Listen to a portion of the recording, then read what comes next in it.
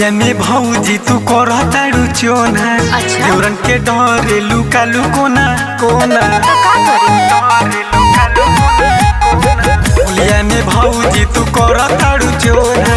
देवरन के डरे लुका लुकोना कोना। तो होली में मन बहलावना हो बहलावना हो।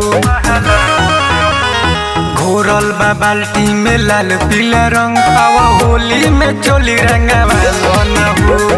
घोरल बा बाल्टी में लाल पीला रंग आवा होली में चोली रंगावाना हो।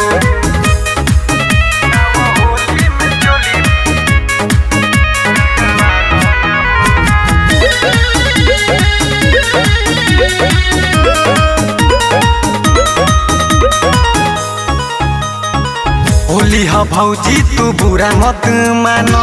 देवरन के अपना तू फीलिंग के जानो।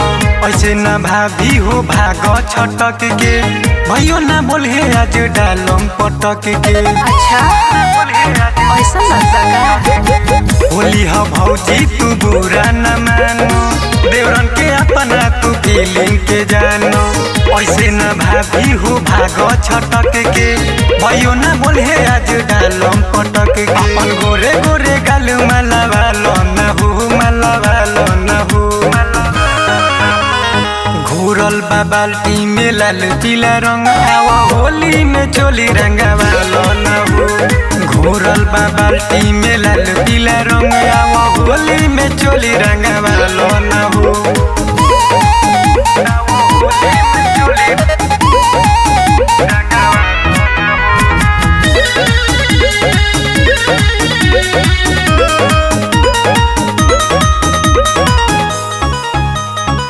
नीरज विशाल अंतोष बड़े खड़ा हो।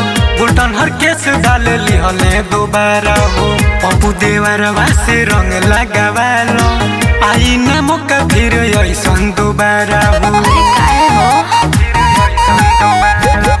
अरुण विवेक विकिलेश बड़े खड़ा हो। इनको अमित डाल लिहले दोबारा हो। पप्पू देवरवा से रंग डालवालो आई न मौका फिर ऐसन दोबारा हो। प्रदीप के मन लाला चाओ न हो लाला चाओ न हो। घोरल बा बाल्टी में लाल पीला रंग आवा होली में चोली रंगावालो न हो। घोरल बा बाल्टी में लाल पीला रंग आवा होली में चोली रंगावालो।